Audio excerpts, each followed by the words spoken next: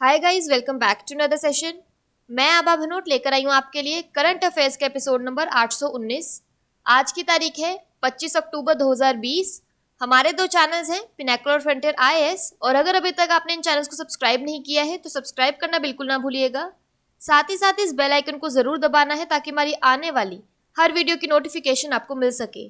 हमारी दो वेबसाइट्स हैं, sscjlpinnacle.com और baljeetdhaka.com। इन दोनों को विजिट करना बिल्कुल ना भूलिएगा। ये सेशन हर रोज सुबह 4 बजे अवेलेबल हो जाता है और वीडियो की एंड में आपसे क्विज के क्वेश्चन पूछे जाते हैं जिनका आंसर आपको कमेंट सेक्शन में जरूर करना है। साथ ही साथ हमारे दोनों टेलीग्राम हैंडल्स फ्रंटियर आईएएस और एसएससी पिनेकल ऑनलाइन को ज्वाइन जरूर करना है for daily videos, PDF and monthly magazine. Start करेंगे प्रीवियस क्विज के साथ। आपका पहला क्वेश्चन था, साद अल हरीरी को किस देश के नए प्रधानमंत्री के रूप में नामित किया गया है? तो इसका सही जवाब था लेबनान। और आपका दूसरा क्वेश्चन था, अंतर्राष्ट्रीय राजनयिक दिवस कब मनाया जाता है? तो इसका सही जवाब था 24 अक्टूबर। स्टार्ट करेंगे आज के सेशन के पहले क्वेश्चन के साथ। अंतर्राष्ट्रीय श्रम संगठन के शासी निकाय के अध्यक्ष के रूप में किसे चुना गया है? तो इसका सही जवाब है ऑप्शन नंबर बी, अपूर्व चंद्र। केंद्रीय श्रम मंत्रालय ने घोषणा की कि भारत ने 35 वर्षों के बाद अंतर्राष्ट्रीय श्रम संगठन की अध्यक्षता ग्रहण की है। वर्तमान श्रम सचिव अपूर्व चंद्र को आईएलओ की गवर्निंग बॉडी का अध्यक्ष चुना गया है। वे नवंबर 2020 में शासी निकाय की आगामी बैठक की अध्यक्षता करेंगे। वर्तमान में आईएलओ से जुड़े 187 सदस्य हैं। भारत आईएलओ के संस्थापक सदस्यों में से एक है। अपूर्व चंद्र 1988 बैच के आईएएस अधिकारी हैं। उन्होंने पेट्रोलियम और प्राकृतिक गैस मंत्रालय में 7 साल से अधिक समय तक कार्य किया है। उन्होंने महाराष्ट्र सरकार के प्रधान सचिव के रूप में 4 वर्षों तक काम किया है। यहाँ पर एक क्विक रिवीजन की बात करें तो आईएलओ का मुख्यालय जिनेवा स्विट्जरलैंड में है और इसके महानिदेशक है गाय राइडर। अगला प्रश्न है, हाल ही में किस भारतीय नौसेना मिसाइल कार्वेट ने जहाज रोधी मिसाइल लॉन्च की है? तो इसका सही जवाब है ऑप्शन नंबर बी, आईएनएस प्रबल। हाल ही में भारत ने एंटी शिप मिसाइल का सफल टेस्ट किया है।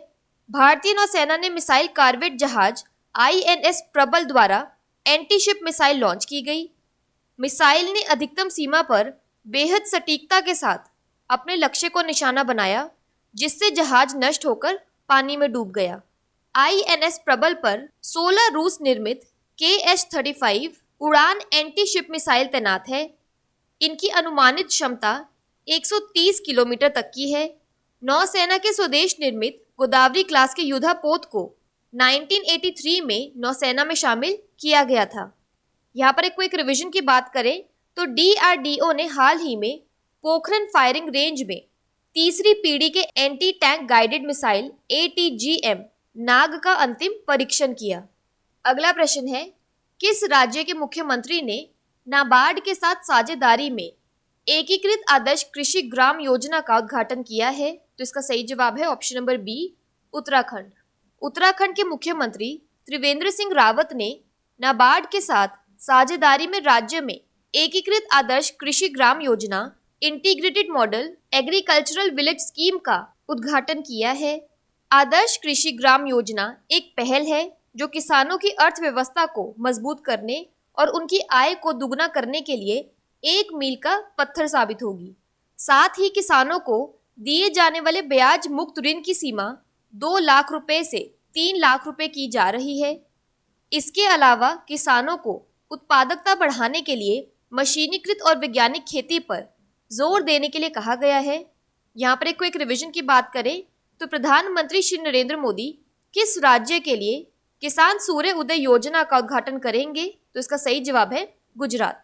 बात करें उत्तराखंड की तो इसके डैम्स और रिवर्स में आता है लखवर डैम यमुना, तेहरी डैम भागीरथी और रामगंगा डैम रामगंगा।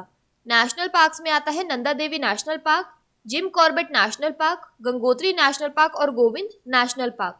उत्तराखंड की कैपिटल है देहरादून और गिरसेन। गवर्नर है बेबी रानी मौर्य और चीफ मिनिस्टर है त्रिवेंद्र सिंह रावत। अगला प्रश्न है, सोलोमन द्वीप के लिए भारत के अगले उच्चायुक्त के रूप में किसे नियुक्त किया गया है? तो इसका सही जवाब है ऑप्शन नंबर सी, सुशील कुमार सिंघल। भारतीय विदेश सेवा के 2000 बैच के अधिकारी सुशील कुमार सिंघल सोलोमन द्वीप समूह में भारत के अगले उच्चायुक्त होंगे? इस समय वे पापुआ न्यू गिनी में उच्चायुक्त हैं। यहाँ पर एडिशनल इन्फॉर्मेशन की बात करें तो भारतीय राजनयिक डॉक्टर नीना मल्होत्रा 1992 बैच के भारतीय विदेश सेवा अधिकारी सैन मैरिनो गणराज्य में अगले राजदूत के रूप में नियुक्त किए गए। वर्तमान में वह इटली गणराज्य में भारत की राजदूत के रूप में सेवा कर रही हैं। बात करें सोलोमन आइलैंड्स की तो इसकी कैपिटल है होनियारा, करेंसी है सोलोमन आइलैंड डॉलर। अगला प्रश्न है, विश्व पोलियो दिवस कब मनाया जाता है? तो इसका सही जवाब है ऑप्शन नंबर सी, 24 अक्टूबर। विश्व पोलियो दिवस 24 अक्टूबर को दुनिया भर में मनाया जाता है ताकि पोलियो बीमारी के गंभीर खतरों के बारे में जागरूकता पैदा की जा सके। इस दिन की शुरुआत रोटरी इंटरनेशनल ने जॉनस साल्क के जन्म के उपलक्ष्य में की थी, जिन्होंने पोलियो वायरस के खिलाफ टीका विकसित करने वाली शोधकर्ताओं की पहली टीम का नेतृत्व किया था। 2020 की थीम है a win against polio is a win for global health. यहाँ पर एडिशनल इन्फॉर्मेशन की बात करें तो हर साल अंतर्राष्ट्रीय हिम तेंदुआ दिवस 23 अक्टूबर को मनाया जाता है। पहला अंतर्राष्ट्रीय हिम तेंदुआ दिवस 2014 में मनाया गया था। अगला प्रश्न है, महिलाओं के नेतृत्व वाली भारत की पहली खाद्य सहकारी समिति को जैविक उर्वरकों के लिए क्या ट्रेडमार्क प्रदान किया गया है? तो इसका सही जवाब है ऑप्शन नंबर ए, सुधन। महिला नेतृत्व वाली भारत की पहली खाद्य सहकारी समिति मुझकुवा सखी खाद्य सहकारी मंडली को NDDB का ट्रेडमार्क सुधन प्रदान किया गया है। जैव घोल आधारित जैव उर्वरक बनाने के लिए आनंद जिले के मुझकुवा सखी खाद्य सहकारी मंडली को ट्रेडमार्क प्रदान किया गया। मुझकुवा सखी खाद्य सहकारी मंडली अब घोल बनाने और जैविक खाद बनाने की प्रक्रिया करेगी। NDDB बेगूसराय बिहार और कटक ओडिशा में इस तरह की 2 परियोजनाओं का समर्थन करेगा। खाद्य प्रबंधन पहल के तहत डेयरी किसान बायोगैस संयंत्र लगाते हैं और उनका उपयोग गैस बनाने में करते हैं, जिसका उपयोग खाना पकाने के ईंधन के रूप में किया जाता है। बायोगैस संयंत्र भी जैव घोल का उत्पादन करते हैं। किसान अपने खेतों में इस जैव घोल का उपयोग करते हैं। अगला प्रश्न है, पाकिस्तान कब तक वित्तीय कार्रवाई कार्यबल FATF की ग्रे सूची में बना रहेगा? तो इसका सही जवाब है ऑप्शन नंबर सी, फरवरी 2021। पाकिस्तान अगले साल फरवरी तक वित्तीय कार्रवाई कार्यबल FATF की ग्रे सूची में निकाय में बना रहेगा। FATF ने इसकी घोषणा की। ऐसा पाकिस्तान द्वारा अंतर्राष्ट्रीय निधियों तक पहुंच के लिए आवश्यक शर्तों को पूरा करने में विफल रहने पर किया गया है। आतंकवाद के वित्त पोषण और धन शोधन को रोकने एवं निगरानी करने वाली पेरिस से संचालित संस्था की 21 से 23 अक्टूबर के बीच डिजिटल माध्यम से वार्षिक बैठक हुई, जिसमें 27 बिंदुओं की कार्य योजना की समीक्षा की गई थी। पाकिस्तान ने FATF की ग्रे सूची से निकलने की कोशिश के तहत करीब 15 कानूनों में संशोधन को मंजूरी लेनी थी। बात करें पाकिस्तान की तो इसकी कैपिटल है इस्लामाबाद और करेंसी है पाकिस्तानी रुपी। अगला प्रश्न है, N नरसिम्हा रेड्डी जिनका हाल ही में निधन हो गया, वे किस राज्य के पहले गृह मंत्री थे? तो इसका सही जवाब है option number D, Telangana. Telangana के पूर्व गृह मंत्री और विधान परिषद के सदस्य N नरसिम्हा रेड्डी का निधन हो गया। वे 86 वर्ष के थे। कोविड-19 से पूरी तरह से ठीक होने के बाद उनका निधन हो गया। सत्तारूढ़ तेलंगाना राष्ट्र समिति TRS के संस्थापक नेता 2014 और 2018 के बीच राज्य के पहले गृह मंत्री थे। बात करें तेलंगाना की तो इसके डैम्स और रिवर्स में आता है Nagarjuna Sagar dam Krishna, Srisailam dam Krishna, Nizam Sagar dam Manjira और Shri Ramasagar Godavari. Wild life sanctuaries में आता है Pocharam wild life sanctuary, Kinnerasani wild life sanctuary, Manjira sanctuary, Pakhal wild life sanctuary और Eturnagaram wild life sanctuary. Telangana की कैपिटल है हैदराबाद, गवर्नर है तमिलिसाई सौंदरराजन, CM है के चंद्रशेखर राव। अगला प्रश्न है, हाल ही में नीदरलैंड्स में वैज्ञानिकों द्वारा मानव शरीर की ग्रंथियों की किस नई जोड़ी की खोज की गई है? तो इसका सही जवाब है ऑप्शन नंबर बी, लार ग्रंथि। नीदरलैंड्स के कैंसर इंस्टीट्यूट से जुड़े वैज्ञानिकों को गले के ऊपरी हिस्से में 2 लार ग्रंथियां सलाइवरी ग्लैंड्स मिली हैं। इन्हें ट्यूबेरियल सलाइवरी ग्लैंड नाम दिया गया है। इस ग्लैंड की लंबाई 1.5 इंच लगभग 3.9 सेंटीमीटर के आसपास है। यह नाक के पीछे स्थित टॉरस ट्यूबरस नाम के कार्टिलेज से सटी हुई है और वहां ऊपरी हिस्से में स्थित है।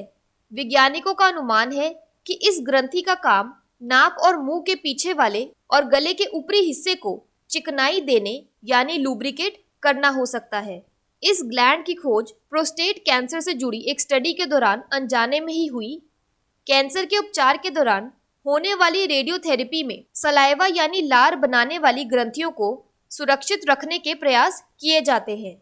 अगला प्रश्न है, किस राज्य सरकार ने सुनंदा सम्मान पुरस्कार की स्थापना की है? तो इसका सही जवाब है ऑप्शन नंबर ए, ओडिशा। शास्त्रीय संगीत की प्रख्यात हस्तियों को हर साल ओडिशा संगीत नाटक अकादमी द्वारा प्रदान किए जाने वाले पुरस्कार का नाम बदलकर सुनंदा सम्मान रखा गया है।